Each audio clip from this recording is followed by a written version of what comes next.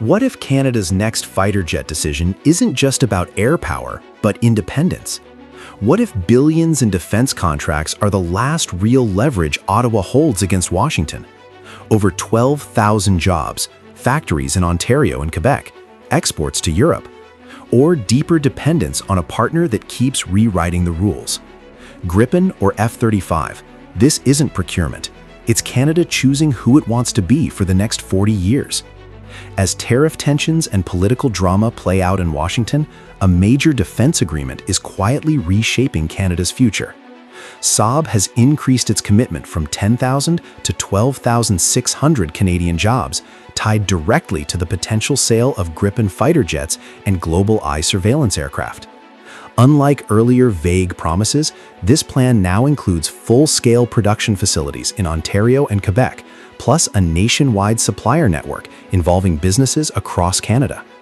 The GlobalEye aircraft would be built in partnership with Bombardier, using Canadian-made Global 6500 platforms fitted with Saab's advanced radar systems, meaning design, assembly, and long-term sustainment would happen on Canadian soil.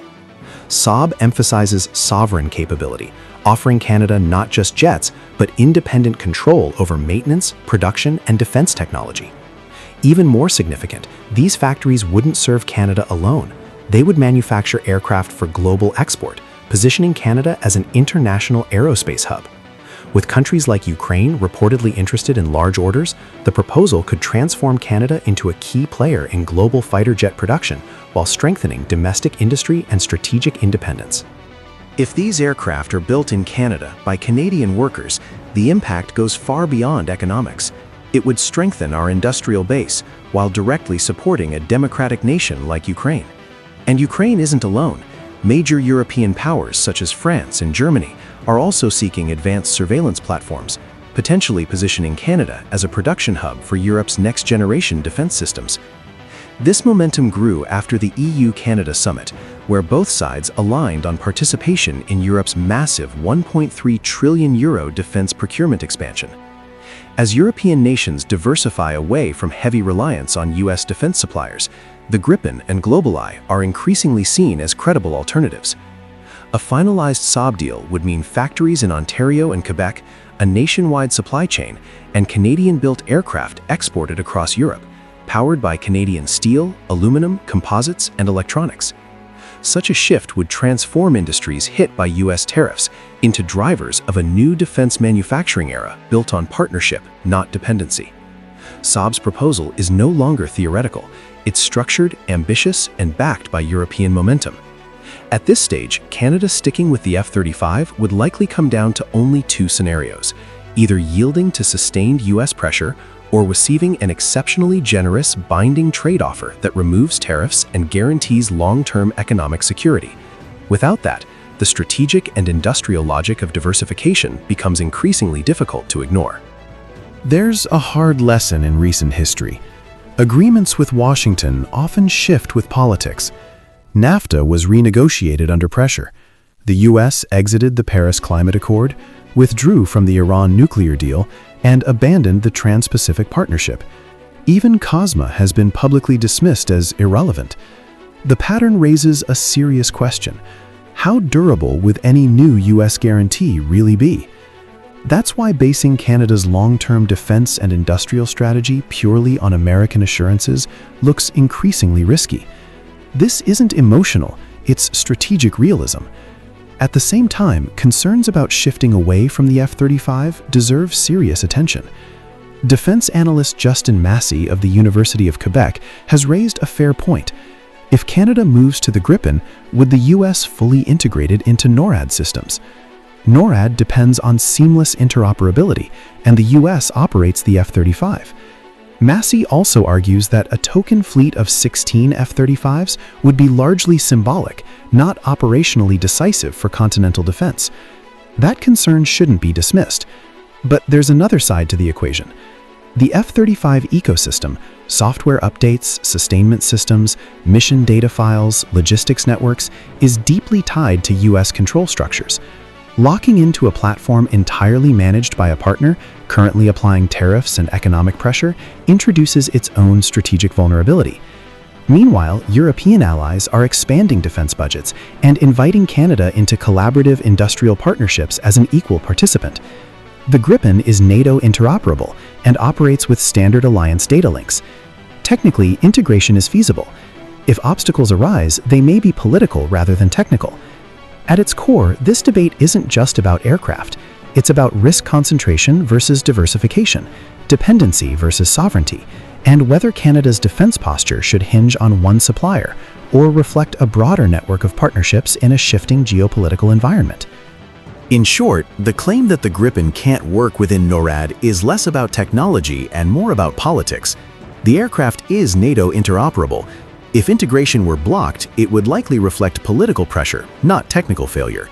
And if an ally would restrict cooperation simply because Canada chose a different platform, that raises deeper questions about over-reliance. Industry Minister Melanie Joly has been unusually direct. In interviews with CBC News, she stressed three priorities: security, sovereignty, and jobs, in that order. Her message was clear: Canada cannot control US politics, but it can control where it invests, who receives contracts, and how it builds domestic industry. That framing openly links US unpredictability to Canada's defense procurement strategy. When you connect the dots, 12,600 projected jobs, production hubs in Ontario and Quebec, a nationwide supplier network, the Bombardier GlobalEye partnership, export prospects to Ukraine and Europe, and expanding EU-Canada defense cooperation, the industrial logic behind a Saab deal looks strong. But politics is never simple. Lobbying, trade pressure, and behind-the-scenes negotiations all shape the outcome. A major variable is the evolving US-Canada trade dispute. The US President's dismissal of USMCA CUSMA as irrelevant shifts the tone dramatically. Even more consequential is the pending US Supreme Court ruling on tariff legality. If tariffs are ruled unlawful, escalation becomes harder. If upheld, broader measures could follow, reshaping Canada's strategic calculations.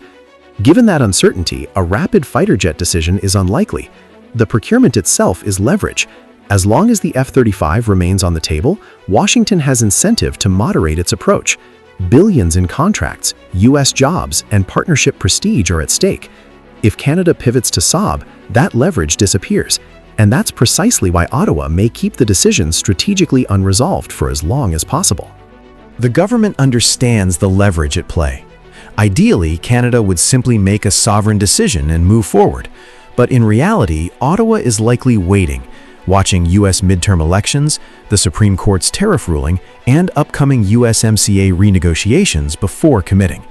Fighter jet procurement isn't just defense policy, it's strategic capital in a broader economic negotiation. Public opinion is shifting. Recent polling shows 43% of Canadians favor replacing the CF-18s with the Gripen outright. 29% prefer a mixed fleet. Only 13% support sticking exclusively with a full F-35 purchase. Even in Alberta, often seen as strongly pro-US, just 18% back an all F-35 fleet. The appetite to diversify away from total reliance on American military hardware cuts across regions and political lines. From an industrial standpoint, the Saab proposal offers clear incentives: over 12,000 jobs, production hubs in Ontario and Quebec, a nationwide supplier network, partnership with Bombardier on surveillance aircraft, export access to European markets, and closer alignment with the EU's expanding defense spending. It represents not just aircraft acquisition, but economic positioning and technological sovereignty. Still, governments rarely move quickly when leverage is involved. A decision now would remove a powerful bargaining chip in trade talks with Washington. So delay is likely, even if many argue that Canada should act decisively and chart its course without waiting on US political outcomes. The core question remains: stay fully with the F-35, pivot entirely to Saab, or pursue a mixed fleet compromise. However this unfolds, the choice will shape Canada's defense posture, industrial base, and geopolitical alignment for decades.